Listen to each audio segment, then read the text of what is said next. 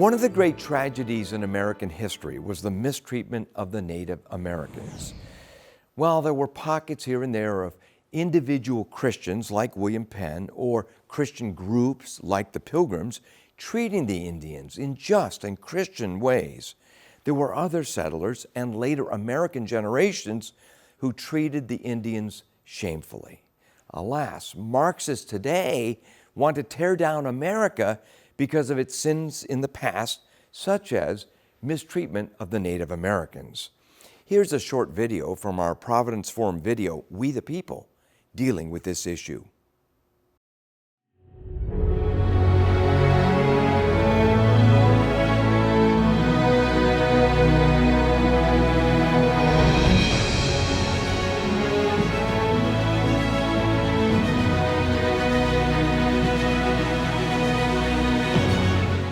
The Constitution and the Declaration of Independence upon which it was predicated held out a beautiful promise, but initially that promise was not applied to some groups, such as the slaves or the Indians. Critics note that mistreatment of the Native Americans was a clear violation of the all men are created equal principle, the Constitution being predicated upon the Declaration of Independence. America was built on the blood of my ancestors. When the Constitution was written and so forth, we were bought and sold with the property. It's not that the current people in America are responsible for it or should have any guilt for it. The Christians that came here, the people of faith that came here, were more human, towards the American Indian. They looked at them as human beings. The Pilgrims were kind to the Indians. They showed them love, they showed them compassion, they showed them the godly way to live, and they helped them to learn about the ways of the Lord. But the settlers that came here who wanted wealth, power, they didn't care. You have different, individuals, you have different drives of these settlers that came to America.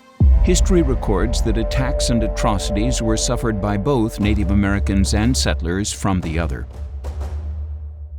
Perhaps the worst incident towards Native Americans occurred in the late 1830s in the Trail of Tears, when President Andrew Jackson ordered several Indian tribes to uproot and leave eastern states like Georgia and the Carolinas and migrate to Oklahoma during the dead of winter, no less.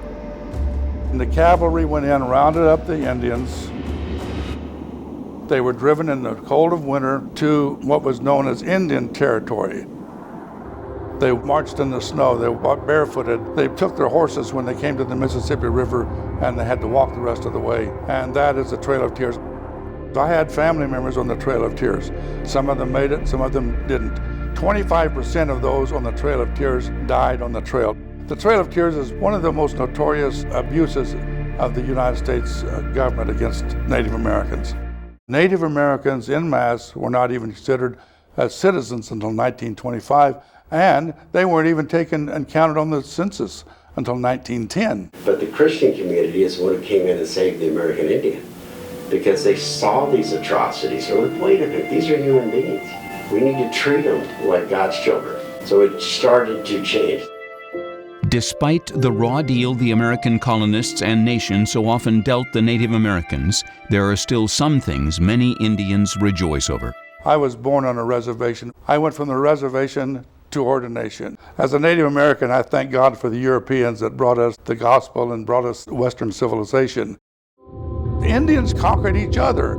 They practiced slavery. Native Americans needed God just like the rest of the world. Thank God for the gospel that was brought here to the United States, bringing to us the true knowledge of God, bringing to us the way that we live free today.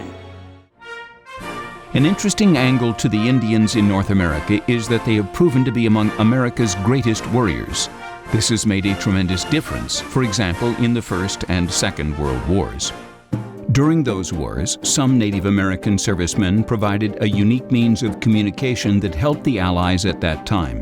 These were known as code talkers. We used our native language in order to create a secret language to be able to use against the enemy. So that was in World War I and in World War II. We're really attributed to a lot of the successes of World War I and World War II because of the code talkers. And we looked at it as an honor to serve the nation, our homeland. Furthermore, One of those American soldiers who hoisted the flag at Iwo Jima was a Native American. I had 5 uncles who served in World War II.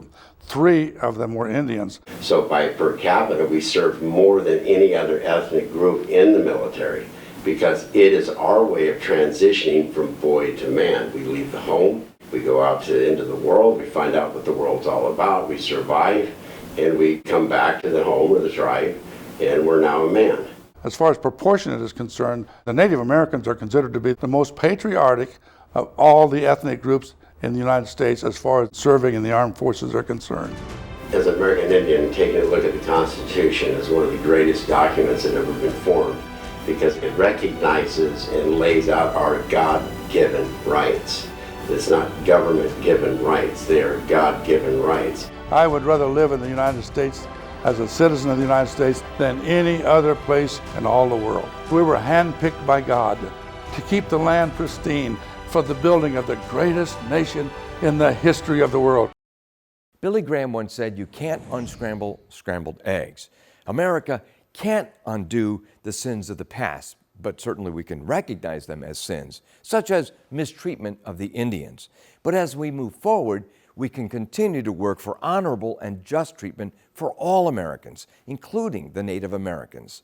As the late Indian pastor Billy Falling, whom we just saw in the video, liked to point out, today you can find all kinds of Native Americans in all kinds of our churches worshiping our Lord and Savior, Jesus Christ. For Providence Forum, I'm Dr. Jerry Newcomb.